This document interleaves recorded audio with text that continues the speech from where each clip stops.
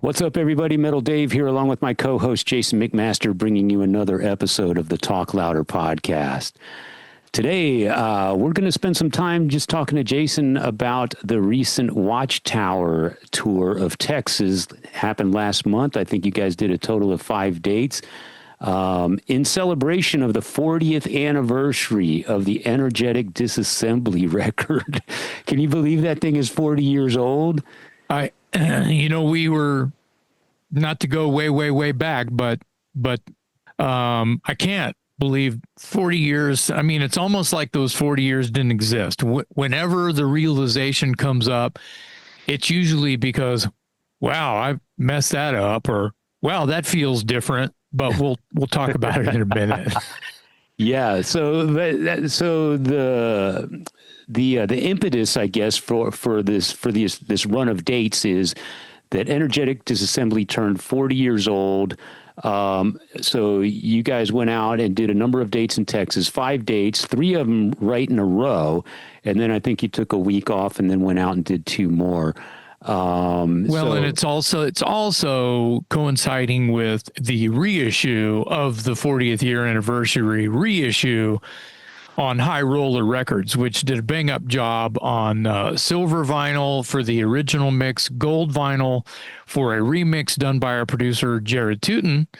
That also had bonus tracks, and the CD is a double disc with both of the aforementioned within the CD, and they did a great job. So, yeah, we're here to talk about that. Yeah, so anybody that missed any of the Watchtower dates, we're going to recap it for you right here today on the Talk Louder podcast.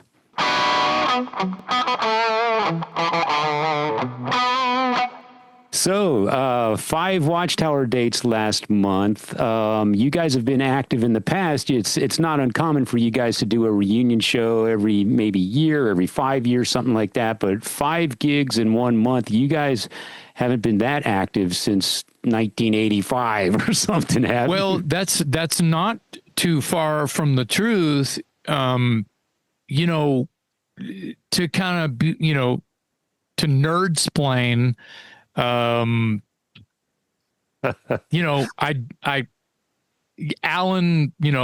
Teio joined and recorded Control in Berlin, Germany with those guys in 89, and they toured a little bit in 90, and then Roger Zombek's fingers took a shit and he had to have some surgery, and the band kind of disbanded till that came back together. And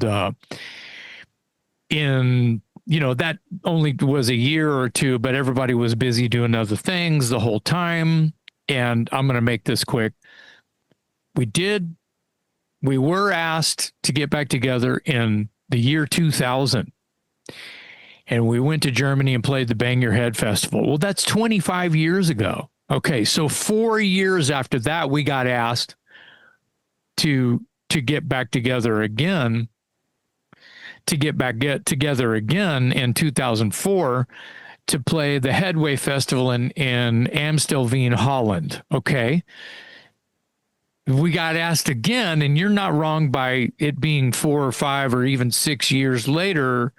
We did it again for Keep It True. I booked the show. For whatever reason, they got Allan to go, even though I booked it and the plan was for me to go. They went with Allan. So 2010.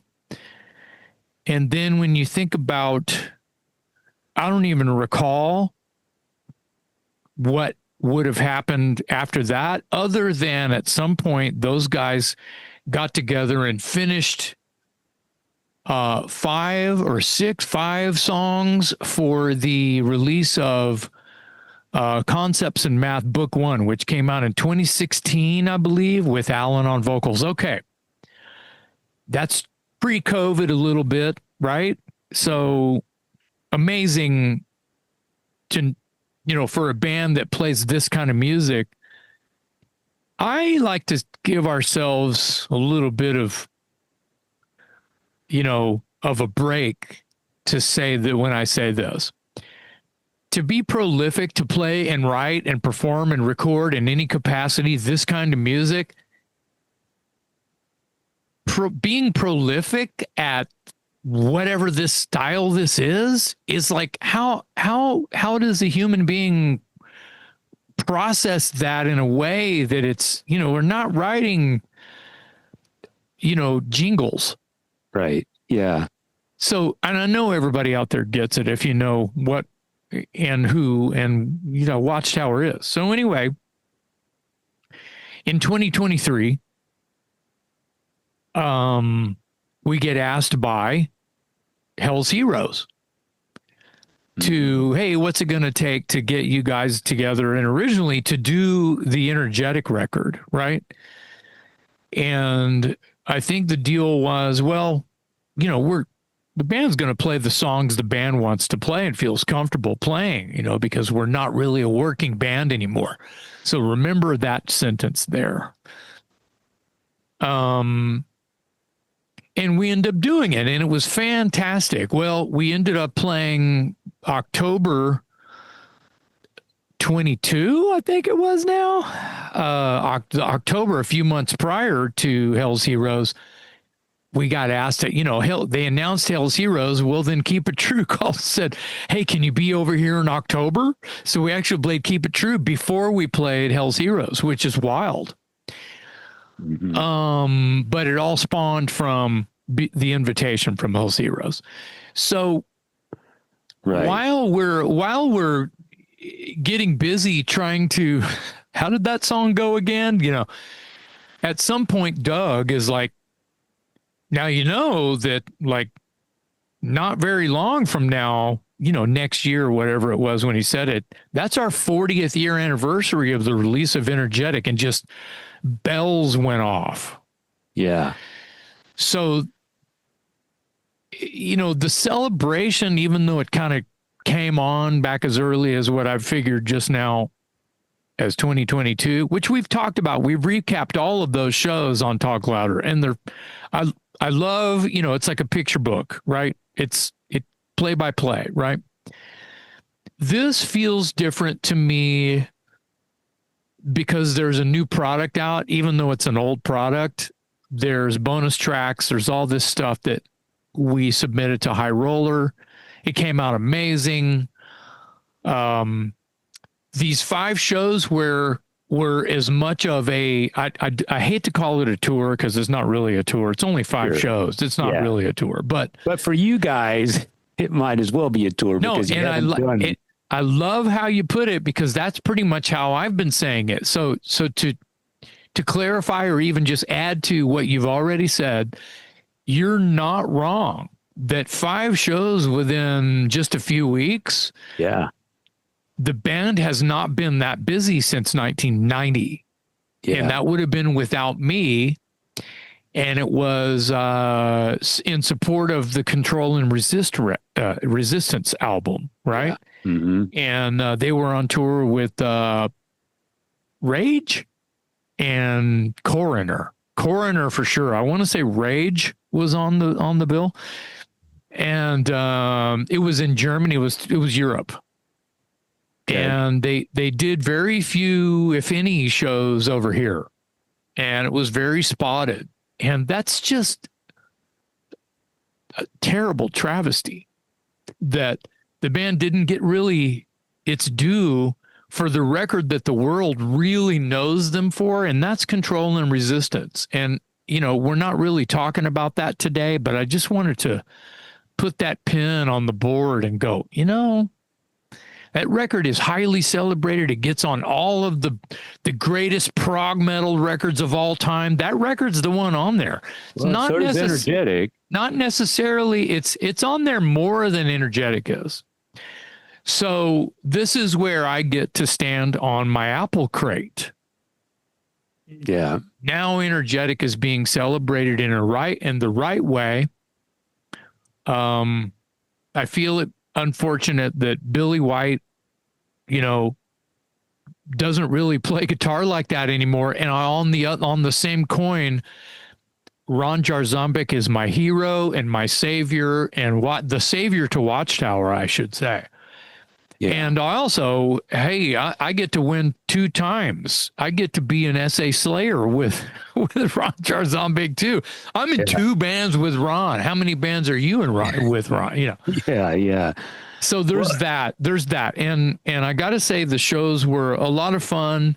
Were they the greatest shows that we've ever played? Probably not. Were they eye-opening because we're not 20 anymore? We're 60. Yeah. Yes. Yeah. And you've been talking here about Allan, of course, Allan Teio. He joined you at one of those shows. So tell me how that came about. He flew in from where, and what did you guys play? Where and what did you play with Allan as a guest? So to go through the shows, we did San Antonio, Houston, and Corpus. Then we did Fort Worth, and then we did El Paso. So the Houston show was a Saturday, and I think it's Delta has a straight shot flight, nonstop flight out of Newark, New Jersey. And Allan's in New Jersey. Allan's from New Jersey. And flew in that morning. He sold merch for us. He got on stage and he was selling merch, and then he jumped on stage and sang some songs with us, and then he went back and sold some more merch. Awesome. Yeah, it was awesome. We got a bunch of it on video. Penny Rock Productions, who's right in the middle of filming the feature film documentary. The name of it has changed 3 times, so I can't really say. I don't know what the name of the Watchtower documentary is anymore, but they were there. They were there in Houston. They had a camera crew come to the El Paso show. They, they're gathering footage of this, here we are in our 60s playing these songs. They're going to be ultimately mixed with here we are in our 20s playing the same songs. The song that Allan got up and sang with them is from the latest record, Concepts of Math, Book 1, and it's in the set now. And so when Allan's, I'm the one keeping the band busy, so I'm singing it. When, I love it when Allan's available to get up and sing with us anytime, because, he's just as much the face of those tunes as I am. Maybe not as much with the energetic stuff, of course, but so So were you guys duetting, or did you leave? Yeah. There was a little bit of both. And soundcheck, he sang the song that Allan, that's from Concepts of Math Book 1, that's in the set now. It's called "The Size of Matter." So Allan got up and sang it with us at soundcheck, but at the gig, we both kind of tag team. We both sang it, and there was some false starts on the track, on that song. It went great at sound check, but we're not, I commented a minute ago, it's a different world now. We don't rehearse every day like we used to when we were kids. We got shit to do, Right. Sure. But I can, by going by fanfare, by people commenting, you've seen them. The reviews were, no one sounds like this. Oh my God, I finally got to see my favorite band, or, I can't believe what these guys are pulling off. This is like, shoving a guitar into a blender. What kind of music is this? The reviews are just as, on fire as they were 40 years ago, 20 years ago, 10 years ago, about people's reaction to the style of music that we created when we were kids. Yeah. And that's kind of the best part to me personally, is when it's at least that. Yeah, I mean, there is obviously a great deal of anticipation leading up to these gigs, and now there's a generational audience. because now there is such a genre as prog metal or prog thrash or whatever, and future generations grew up on bands that grew up on you. So there is a lot of sort of built-in anticipation, and you don't play all the time. So I understand the response. You know, people are excited. People maybe that haven't seen you ever before. They got to see a unicorn. Yeah, especially when Teio showed up at that one gig. Yeah. So here's a nerd question for you. In the course of those 5 gigs, what was the weirdest piece of memorabilia that somebody brought to a show for you to sign or something like that? Did anybody bring something from 40 years ago that you haven't seen in forever? They didn't. No? I didn't see any OG Watchtower shirts. Nothing, huh? No, I didn't see anything this round. I mean, unless I'm forgetting something, people can comment and go, dude, you signed my, 1989, blah, blah, blah, Yeah. I mean, I signed toys out, I signed, stuff from my catalog, but nothing, nothing that was like, holy shit, I can't believe you have that. None of that happened this run. What were the audiences like in each city? We live in Central Texas, so I'm familiar with Houston and Austin and San Antonio, but I haven't been to Corpus in forever. I can't tell you the last time I was in El Paso. So what were the audiences like in those places? Well, I'll tell you some truth that I feel like San Antonio got it and understood it. The bill was Wicked Angel, Militia, and Watchtower. Now, fuck's sake, that's right out of 1985 at the fucking Via Fontana. Yeah. So they got a real Texas 80s metal bill. Mm-hmm. And it was a great turnout. It was a complete family reunion. The band we played pretty well. Mm-hmm. Usually your first gig's a little loose and your second one is sometimes even worse. Well, that would have been Houston. We just played year and a half ago in Houston at BFE. And it was a bit of it was, lighter attendance than it was, So that didn't bum me out at all. Right. Because there were people that just like losing their minds because they got to see this unicorn. I'll stick with that. Yeah. This mythological creature that helped put Texas metal on the map, and not just Texas metal, like created a mind-bending, genre-bending, style. Yeah. And so there was a lot of love in the room. Yeah. But Houston wasn't our best performances. I mentioned the false starts on Size of Matter. Who gives a shit about that? It's live rock and roll. We want to be as tight and as good as possible, but I'm not making any excuses, but we're not kids anymore. And this is, get this. Doug shows up in San Antonio, the first show. This would have been in the interim between our last rehearsal, which would have been like a week before, 5 days before the first show. Hey, see you in San Antonio. Load out of the rehearsal room, go back to work, do your mundane bullshit. Right.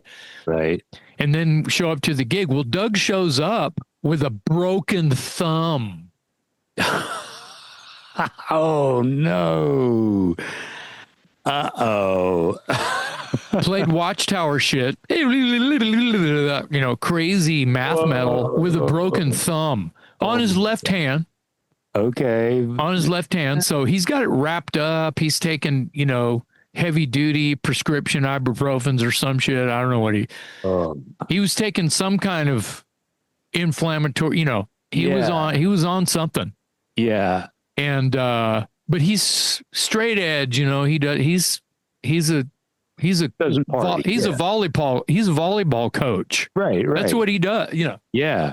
So how do you break it? No, He's a volleyball coach. Oh, okay. It's Hello. a on the job hazard. Yeah. Yeah. Okay. Yeah, he got hit. I don't even know if he was on the field, but he got hit with a volleyball wrong. Okay. Wasn't ready for it. Some kind of shit. I'm like a dumb mistake, I think he said it was.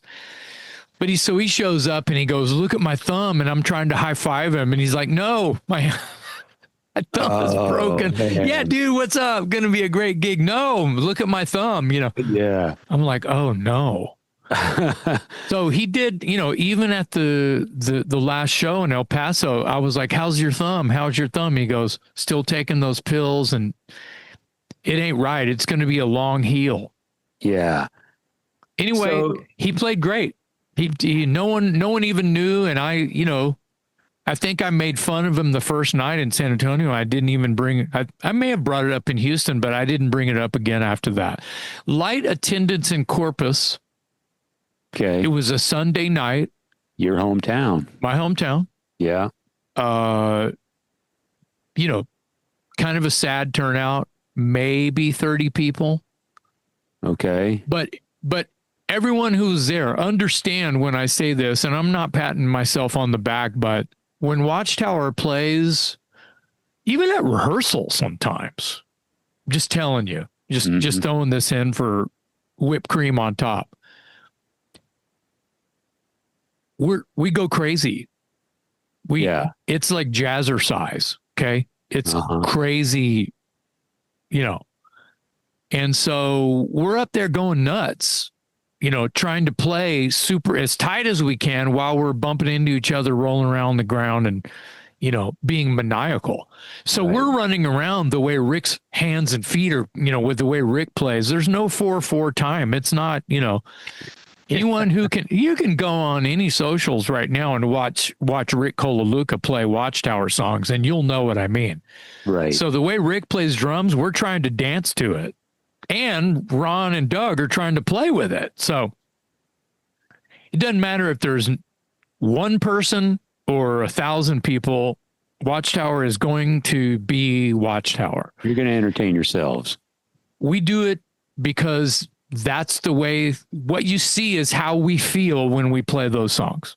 Right. As it should be for any band or artist. So, what was El Paso like?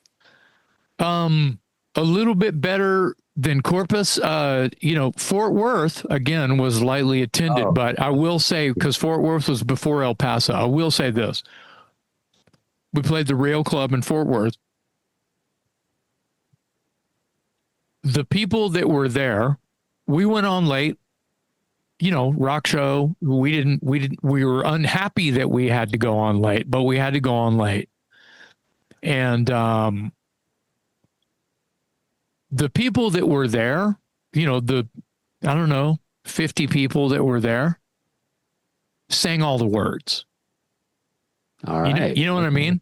Yeah. They were headbanging, they were filming, they were taking photos, their eyes were giant. Yeah. We sold a ton of merch, so. You sold a ton of, you sold out of the records, right? The reissues, didn't you? Yeah. Yeah. Before in Fort Worth, I think I had 3 left. Wow. And that would have been the CD. So the first 3 shows, everything was pretty much gone. Right. But those are just the band copies. That's, we got those from the label as complimentary. So what are we going to do with a bunch of records after we give some to our friends and our family, right? It's like, well, we're going to sell them. And I was like, well, we have all these shows. I'm not going to put them up on the website. They'll sell at the shows. And I want fans who are there to have these. So sure, we sold them at proper prices. And of course, just gone quick. That's awesome. As planned. Yeah. We kept our shirt prices down, sold a lot of merch. Even at lightly attended shows, did very well in merch because we care. We were there on site the whole time. And everybody that's there wants to take a piece of it home with them. And the way to do that is a shirt or an album or a hoodie or whatever, it's well, that's usually how the game is played when you're old school. Yeah. Yeah. Yeah. People don't walk around and show off their thumbnail MP3 collection on their phone. They have a record collection. So right. And you made an announcement just the other day that Energetic is finally available on streaming platforms for the first time ever. This is true. That has happened this week. This week being the second week of October, I think, as we tape this. Now, because Energetic is owned by the band, I can just say, and never had, every time it was issued, it was considered a reissue because it's an independent release, which is not the case with Control and Resistance or even Concepts of Math Book 1. Right. Any other release was an independent release. There's a collection, but it's live stuff and demos and things like that called Demonstrations in Chaos, way out of print. Anyway, the point that I'm making is Energetic was never on like a label where, the contract says we keep the streaming, here's some money for the licensing. It's a 5-year, 10-year plan, blah, blah. Here's the terms, here's the territories, yada, typical. It's all generic after a while. Right. That has never been done unless it's, until we did this with High Roller. Now, the cool thing about High Roller Energetic reissue, they were like, keep the digital. Ah, okay. Digital is not that much. I mean, Spotify doesn't pay. If you're an artist and all of your fans use Spotify, if you have, if you're, on Spotify, if you have, 5 million views, you made a couple grand. Yeah. That's it. Right. That's it. That's it. And if you're a single artist, you don't have to split that couple grand with, a 6-piece band. Sure. Okay. Yeah. But you can't even buy a car. You can't, you got groceries for a few months and that's it. But the point is, digital is not that much. It's not enough to recoup any expenses. It's not enough to do anything. I hear that the best paying streaming audio platforms are Amazon Music and YouTube. Okay. Yeah. For those of you out there who care, Spotify pays like dust per play. Yeah. Not even a penny. Wow. Dust. Interesting. So there you go. But so we got to keep yes, it's available. We got to keep it's available for everyone now. Everyone's used to hearing me rant a little bit. So the point, thank you, Dave, for reeling me back in. Energetic Disassembly, the remix and the original mix are both now available on all the streaming platforms. This is awesome for people who are working stiffs, who get in their truck and they turn on their Spotify and they want to hear fucking Watchtower. Right. Now they can hear all of the original stuff. They can hear a remix. But as I was saying, Control has been on there the whole time because the label. Half of the label owns half of the publishing on that. Yeah. Same with Concepts of Math Book 1. So here's a question, since we're on the topic of Watchtower. I interviewed Ron Jarzombek for the San Antonio Express News, which was an excellent interview and discussion, breaking through the mind of Ron Jarzombek. I loved what you guys talked about. Yeah, thank you. In the course of that interview, something interesting came up, and you're no stranger to this topic. I'm sure you've been asked a bunch of times, but people will want to know. Ron acknowledged, as have you, that there is recorded Watchtower stuff that's never been released, and it's because life got in the way and people haven't kind of reconvened to discuss a strategy or whatever to put it out there. What might ever become of that? Because if it's done It's just waiting on someone to pull the trigger, right? Well, it's not done. Okay. And it's the rest of, so think of, Concepts in Math Book 1. Mm-hmm. Where's Book 2? That's what we're talking about. He's right? talking about Book 2. Yeah. So whether it's called Book 2, whether it's going to be a full length and include the first 5 songs that include Book 1, basically, but maybe updated versions with, different drum tracks and maybe me singing harmony with Allan. These are hints, by the way. Y'all should be writing it down. Whether that happens or not, bunch of wink, wink, wink going on. Yeah. That's been talked about. So basically like duets. I hate the word duet, but me and Allan doing a trade-off. I sing lead, he sings harmony. He sings lead, I sing harmony. La, la, la. Right. Sounds kind of awesome to the band. When we discuss this, and we have, this sounds like a really good idea to us. We're all old men now. This is an important time, and we could be talking about our swan song. And I'm not trying to get romantic or like the end of days are coming, but it could be a swan song, and it could be this incredible, explosive swan song. Which is why I ask. Right. Yeah. Right. This is an idea that we have and we're talking about. If you look at as history has served, we talk a lot of shit because, mathematics was supposed to come out 25 years ago. So the point that I'm saying, whatever, a lot of this is being talked about because of the recent activity. Right. The shows, the 40th year anniversary of the release of Energetic Disassembly, High Roller wanting to get involved, la, la, la. This is all part of this big thing that has even leaped up and flexed quite a bit with the full-on injection of Penny Rock Productions being in production of the Watchtower documentary full feature film, which they've already interviewed Gene Hoglan. They've interviewed James from Hellstar, Allan Teio, Doug Keyser. It's, you're on the list. Mike Solis is on the list. Anyone who's ever been in death is on the list. Yeah. Yeah.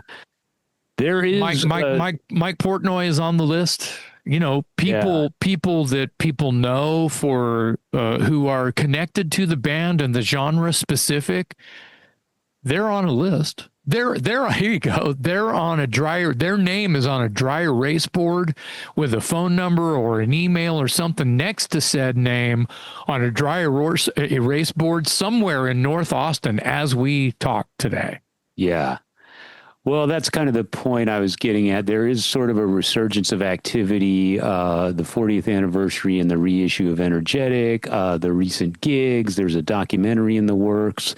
The documentary, as you say, has some pretty heavy hitters speaking on your behalf. Hoglan, hopefully, I'm not going to give too much away because I don't want to confirm anything that's not confirmed. But the documentary is in the works. And I think it's going to be interesting to see what plays out of that. And, that's why people are asking about the unreleased music and what's going to become of it. So there might be a whole new chapter. Who knows? But we don't know. And we're not holding our breath. We've never held our breath. Sure. We can talk a good line of shit and then nothing ever happens, but whatever. Life gets in the way. Things happen. You change your mind, you're not feeling it. Something's not right about it. These are things that everyone should be entertaining, that just like we are entertaining. Yeah. These ideas, these concepts that, oh shit, well, if we're going to do that, I don't feel right about it until we do this. There's always that. And that makes it hard. And it's like a marriage, and you have to plan. And are you going to pick them up and I'm going to take them to school? Are you going to take them to soccer practice and I'm going to see, it's life. It's shit like that. Yeah.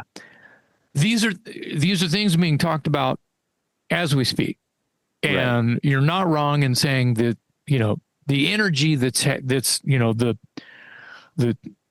everything is stirring right now, and it's great. Even if we're just talking about it, it's great. But there's enough things online. The impact the band has had in the extreme music world, I'll just say, has been, obviously it's going on half a century now. Yeah. Not to make you feel old. Yeah. And I just think that it feels really good to come to grips with that idea. When Ray Sigurn came to me with the idea originally, I was making a weird face. I was like, you want to do what? It felt imposterous. I was just like, wait, what? Yeah. But it's been brought to my attention by my peers that, no, dude, the impact is huge. This needs to happen. Yeah. Yeah. I actually remember texting Boudreaux and Ray and saying, hey, the Back Room movie that they did, Bloody and Bruised, The Untold Story of the Back Room, has been so successful on the film festival circuit. It's been winning all kinds of awards. And as you know, and anyone who's seen it knows, it's a quality product. It occurred to me one day that, these guys have this momentum building. And I thought, Watchtower would make a great documentary, and all the players are right here. You don't even have to get on an airplane except for Teio. And I know they do quality work. I know there's considered a Watchtower thing. And then they texted me back and it was like, funny you should say. And so it was like two heads exploding, on opposite sides of town. But I think, the success of that Bloody and Bruised thing and their interaction with you in particular, because Dangerous Toys had such a prominent, was featured so prominently in the Back Room story. It just seemed like, hey, the next logical step here is a Watchtower doc. So I'm glad it's in good hands because we know they do good work. And I'm glad to hear that the ball is rolling because there's no turning back now. And it needs to happen. I think we're all going to be pleasantly surprised when that comes out. The underground reach that it has, just like the band itself. I think that you said magic words there. Underground reach. I think that anyone who likes extreme music, extreme metal, prog metal, Texas metal, all of our friends, our peers that have championed, the band, their entire existence, the shopping list of names that are on a dry erase board at Boudreaux's house as we speak. I think that, and these are people who are in California and Florida and Europe and New York and whatever. I think that there's some reach, and this is all related to, the little mini tour we just did. And, when people first heard Watchtower, they remember it. They remember the first time they heard it because they're like, what the fuck is this? Right. That's what everyone's reaction is to when they hear it. And they either fall in love or they have no idea what planet they're on for that moment. Yeah. I just did an interview with a magazine in Europe, and they were asking a lot of these things we're touching base on. How did these shows go? I remember the band released Control, and then they did some shows in Europe, and then Ron's fingers needed surgery, and that was that for a minute. And, all of these trials and tribulations and all of this mucky muck going on the whole time, almost keeping you guys from being a band at all. Yeah. All of this tied into what would be an interesting storyline. Yeah. The fact that we're all still here and friendly. Exactly. You can't say that about a lot of people and a lot of bands and a lot of artists. Right. You can't. You just can't. Right. Well, I just wanted to get an update on behalf of the fans who weren't able to attend one of those 5 shows last month, because 5 shows again is pretty active for you guys at this point.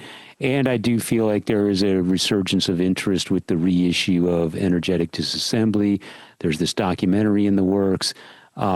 So just wanted to sort of recap the activity in recent weeks and months and where it may go from here.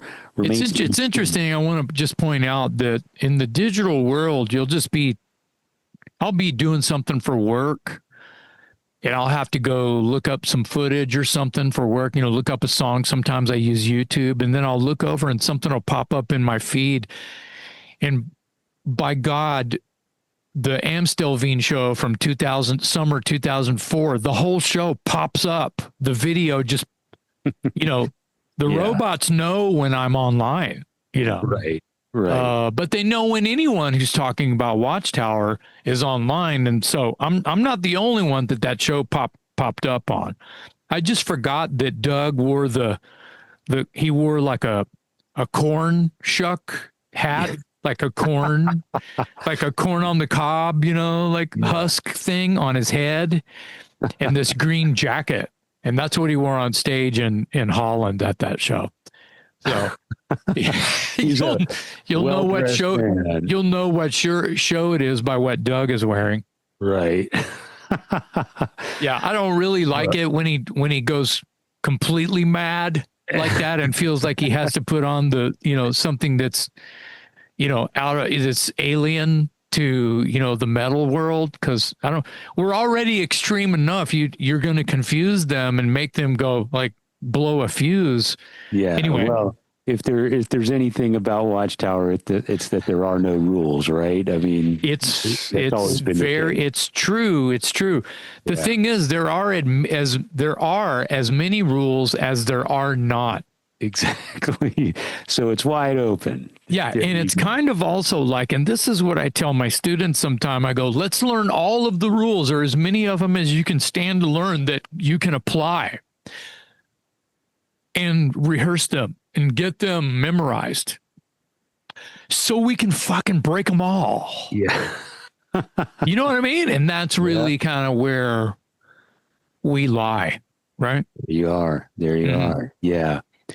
Well, cool, man. I just wanted to get an update on behalf of myself, number one. Yeah, I'm glad you did. I know, and I appreciate you wanting to do this, because it helps me. It's therapeutic for me. It's cathartic that we're even got to do all this stuff and talk about it as well. But I wanted to throw a shout out to my buddy Thomas Rosas, who showed up to the Fort Worth show with Joe Gregory from Valkyrie.